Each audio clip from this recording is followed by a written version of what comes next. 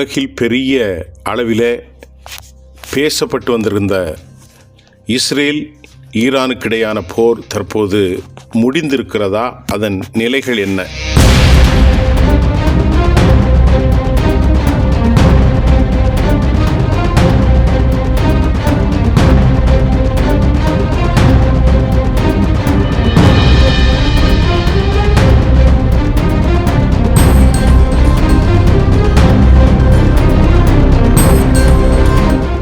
நிறைய கேள்விகள் நமக்கு தொங்கி நின்றாலும் கூட உண்மையிலேயே இஸ்ரேல் ஈரான் போரில் நடந்தது என்ன? ஈரான் இஸ்ரேல் சண்டை நிறுத்தத்திற்கு முதலில் அழைத்தது யார்? காரணம் என்ன? ஈரானுடைய தரப்பிலிருந்து வெளியான செய்திகள், போரை நாங்கள் ஆரம்பிக்கவில்லை, போரை முடிப்பது நாங்கள் என்பதுதான் ஈரான் வலிமையாக இருந்தது. இதற்கிடையிலே அமெரிக்க அதிபர் டொனால்ட் ட்ரம்ப் அவரும் இஸ்ரேலின் சார்பிலே போரிட்டார். ஆனால் இப்போது அமெரிக்கா சமாதான கதாநாயகனாக மாறியிருக்கிறது. எங்கும் வாதி பிரதிவாதிகளுக்கிடையே மத்திய தரப்பு ஒன்று இருக்கும். ஆனால் இங்கே சண்டையிடுவோரே சமாதானத்தினுடைய தலைவராக டொனால்ட் ட்ரம்ப் மாறியிருப்பது பல பேருக்கு இது பெரும் ஆச்சரியத்தையும் அதிர்ச்சியும் ஏற்படுத்தியிருக்கிறது. ஈரானும் இஸ்ரேலும் சண்டை நிறுத்தத்தை பகிங்கரமாக இன்னும் ஏற்றுக்கொள்ளவில்லை. இருப்பினும் இஸ்ரேல் தாக்குதலை நிறுத்தினால் தாங்களும் சண்டை நிறுத்துவோம் என்று ஈரான் அறிவித்தது. அதே சமயம் மத்திய கிழக்கு நாடுகள் உண்மையான வெற்றியாளர்களாக இரு நாடுகளும் தங்கள் எதிர்காலத்தில் மிகப்பெரிய அன்பு, அமைதி மற்றும் செழிப்பை காணும் என்று டொனால்ட் ட்ரம்ப் தெரிவித்துள்ளார். இரு நாடுகளும் பெறுவதற்கு நிறைய இருக்கிறது. ஆனால் நீதி மற்றும் உண்மையின் பாதையில் இருந்து விலகிச் சென்றால் இழப்பதற்கு நிறைய இருக்கிறது என்றும், இஸ்ரேல் மற்றும் ஈரானின் எதிர்காலம் வரம்பற்றது மற்றும் பெரிய வாக்குறுதிகளால் நிரம்பி உள்ளது, கடவுள் உங்களை ஆசீர்வதிப்பானாக என்றும் டொனால்ட் ட்ரம்ப் குறிப்பிட்டிருக்கிறார். இதற்கிடையே கத்தாரில் உள்ள அமெரிக்க இராணுவ தளத்தின் மீதான வெற்றிகரமான தாக்குதலை தொடர்ந்து இஸ்ரேல் மீது சண்டை நிறுத்தம் திணிக்கப்பட்டிருப்பதாகவும், ஈரானின் தாக்குதலை தொடர்ந்து டொனால்ட் ட்ரம்ப் சண்டை நிறுத்துவதற்காக தங்களை கெஞ்சினார் என்றும் ஈரானின் அரசு தொலைக்காட்சி ஒரு செய்தி அறிக்கையை தெரிவித்தது. ஈரானின் இஸ்லாமிய புரட்சிகர காவல் படை IRGC மற்றும் இராணுவத்தை இந்த அறிக்கை பாராட்டியதுடன் ஈரானியர்களின் எதிர்ப்பையும் கூட பாராட்டியது. முன்னதாக ஈரானுடைய தாக்குதலை சந்திக்க முடியாமல் இதுவரை பல்லாயிரக்கணக்கானவர்கள் ஈரான் வீசிய அந்த பாலிஸ்டிக் மற்றும் ஹைப்பர்சோனிக் மிசைல்களால் மிகப்பெரிய சேதாரத்தை இஸ்ரேல் அடைந்தது.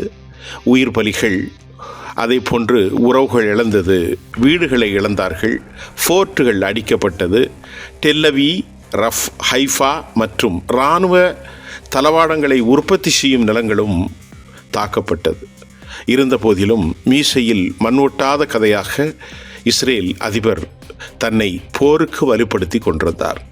நிலைமையை உன்னிப்பாக கவனித்த அமெரிக்காவும் மேற்குலகமும் இது மிகப்பெரிய தோல்வியில் சந்திக்கும் என்பதை நன்கு உணர்ந்து கொண்ட அமெரிக்கா, கடவுள் உங்களை ஆசீர்வதிக்கட்டும், நீங்கள் 2 பேரும் ஆபிரகாமினுடைய வழித்தொண்டர்கள், உங்களுக்கு நிறைய ஆசீர்வாதம் கிடைக்கட்டும் என்று அவர் வாழ்த்தி, எப்படியாவது இந்த போரை முடிவுக்கு கொண்டு வந்தால் நாங்கள் தப்பிவிடுவோம் என்று கெஞ்சியதும் உண்மைதான்.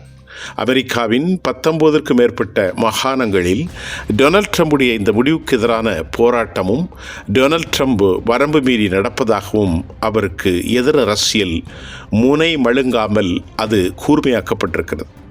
இதற்கிடையே கத்தர் பிரதமர் ஷேக் முஹம்மது பின் அப்துல் ரஹ்மான் அல் தானி ஈரான் இஸ்ரேல் இடையே சண்டை நிறுத்த ஒப்பந்தம் ஏற்படுவதற்கு அமெரிக்காவின் நட்பு நாடாக அவர் மிக அதிகமாக உதவியதாகவும் நமக்கு செய்திகள் வந்திருக்கிறது. அதை போன்று கத்தர் உள்பட இந்த பிராந்தியத்தில் சவுதி அரேபியா மற்றும் உண்டான அமெரிக்காவின் துணை நட்புகளவே இந்த விவகாரத்தில் தலையிட்டதாகவும் செய்திகள் கூறுகிறது. அமெரிக்க துணை அதிபர் ஜேடி வான்ஸ், வெளியுறவு செயலாளர் மார்க்கோ ரூபியா மற்றும் சிறப்பு தூதர் ஸ்டீவ் விட்காஃப் ஆகியோர் ஈரானியர்களுடன் நேரடி மற்றும் மறைமுக வழிகளில் மூலம் தொடர்பு கொண்ட பிறகுதான் சண்டை நிறுத்தம் ஏற்பட்டதாக அந்த மூத்த அதிகாரியும் தெரிவித்தார். இஸ்ரேல் தாக்குதல்களை நிறுத்தினால் எங்களுக்கு பதிலடி கொடுக்கும் திட்டமில்லை என்று கடுமையான அமெரிக்காவின் அழுத்தத்தினூடாக வெளிவிவகாரத்துறை அமைச்சர் சையத் அப்பாஸ் ஆராக்சி கூறினார்.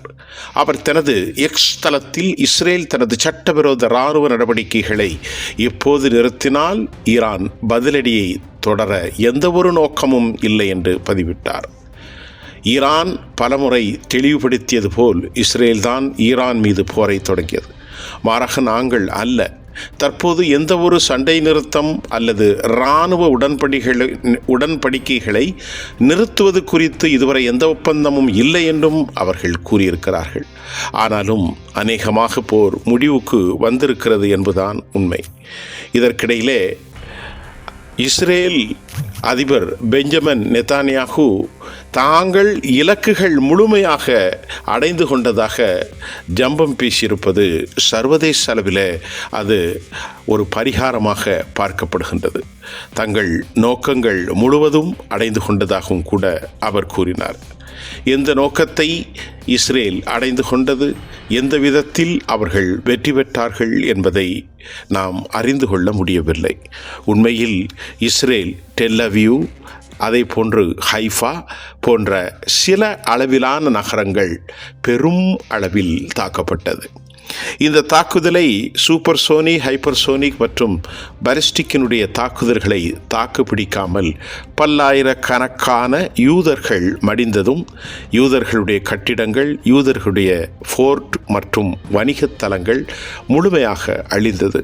நாட்டை விட்டு பலர் ஓடிச் சென்ற நிலையில் அமெரிக்கா இதற்கு பின்பு போரை நடத்த தயாராக இல்லாத நிலையில், அதாவது இஸ்ரேலுக்கு உதவி செய்வதில் மனமில்லாத அமெரிக்கா இந்த போக்கை நல்ல முறையில் கவனமாக யூகித்து ஈரானின் வலிமையை புரிந்து கொண்டதாகவும், அதற்கு பின்பு தொடர்போரில் எந்த வெற்றியும் தாங்கள் அடையப்போவதில்லை என்றும், உயிரிழப்புகளையும் அங்கிருந்த இஸ்ரேல் அகற்றப்படக்கூடிய அபாயம் இருப்பதையும் அமெரிக்க வெளிவிவகாரத்துறை மற்றும் போரியல் ஆய்வாளர்களும் மத்திய கிழக்கிலிருந்து கள நிலவரத்தை தெளிவுபடுத்தியதாகவும் சொல்லப்படுகிறது. அதே நேரத்தில் அமெரிக்காவை எதிர்த்து போரிடுவதற்கு தங்கள் ஆதரவு எப்போதும் உண்டு என்றும், வலிமையான புதிய நுட்பங்களோடு கூடிய ஆயுதங்களை ஈரானுக்கு தாங்கள் தொடர்ந்து சப்ளை செய்ய காத்திருப்பதாகவும் கூட ரஷ்ய அதிபர் புட்டின் தெளிவுபடுத்தினார். ரஷ்ய அதிபர் புட்டினை நேரடியாக சந்தித்த அப்பாஸ் ஆராக்சி ரஷ்யா மற்றும் சீனாவின் உதவிகளை அவர் உறுதி செய்தார். இந்த விவகாரம் அமெரிக்காவுக்கு எட்டியவுடன் அமெரிக்கா உண்மையிலேயே ஆடிப்போயிருப்பதாகவும், அதற்கு பிறகே அவசரமாக அவர்களின் ராஜ்ய ரீதியாக கூட்டாளியான சவுதி அரேபியா மற்றும் கத்தரை அழைத்து பேசினார்கள். டொனால்ட் ட்ரம்ப் அவர்கள் பெஞ்சமின் நெத்தானியாகு மற்றும் இஸ்ரேல் அதிகாரிகளோடு கடும் அழுத்தத்தை கொடுத்ததாகவும், இஸ்ரேலின் உண்மை நிலையும் வருங்கால அவர்கள் படுகின்ற பல பாடுகளையும் அமெரிக்கா தெளிவுபடுத்தியிருக்கிறது. அமெரிக்காவினுடைய இந்த நிலை உண்மையில் மத்திய கிழக்கில் இஸ்ரேல் என்கின்ற ஒரு மாபெரும் ஒரு மித்து என்று சொல்லக்கூடிய ஒரு காணொளி அல்லது காட்சிப்படுத்துதல், மிகைப்படுத்தும் இராணுவ அதிகார மையம் முடிவுக்கு வந்திருப்பதாக உலகம் முழுவதும் சொல்கின்றது. அமெரிக்காவை எதிர்த்தும் யூரோப் நாடுகளை எதிர்த்தும் யூத சியோனிச படைகளை யாராலும் வெற்றி கொள்ள முடியாது என்பதை முதல் முஸ்லிம் அரசாங்கம் ஒன்று நிலைப்படுத்தியிருப்பதாகவும் கூட சற்று முன்னர் செய்திகள் வெளியான. எந்த ஒரு இஸ்லாமிய நாடும் தொடர்ந்து அமெரிக்காவை பகைத்து கொள்ள முடியாது என்ற நிலையை முதலாக ஈரான் மாற்றியிருக்கிறது. ஈரானுடைய அணுசக்தி நிலையங்கள் மீதான தாக்குதலுக்கு பிறகுதான் இந்த நிலை உருவாகியிருக்கிறது.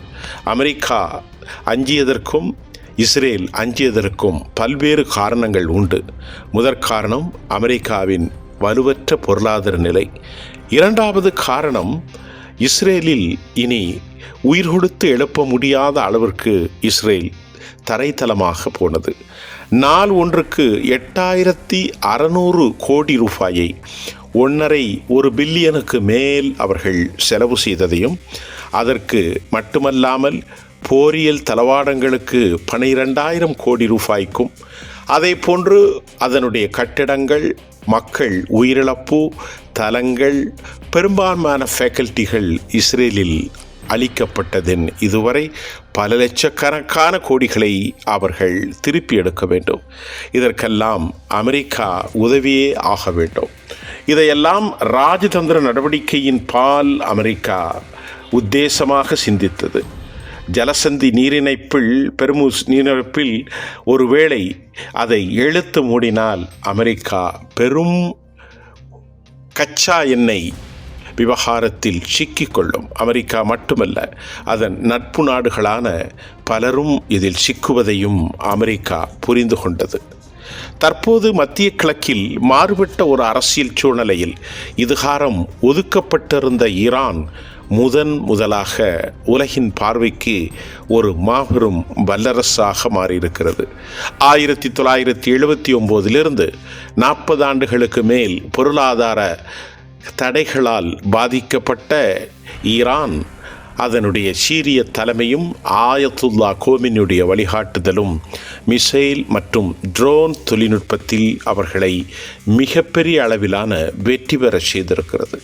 ஆனாலும் ராய்ட்டர் செய்தி நிறுவனம் வெளியிட்டுள்ள இந்த கருத்தின் அடிப்படையில் ஈரான் அட்டாக்கை செய்ததாக தகவல் வெளியான நிலையில் ட்ரம்ப் இந்த அளவிற்கு தாக்குவார்கள் என எதிர்பார்க்கவில்லை என்பதால் கிட்டத்தட்ட அவர்கள் அதிர்ச்சியில் உறைந்து போயிருக்கிறார்கள் என்பதே உண்மை.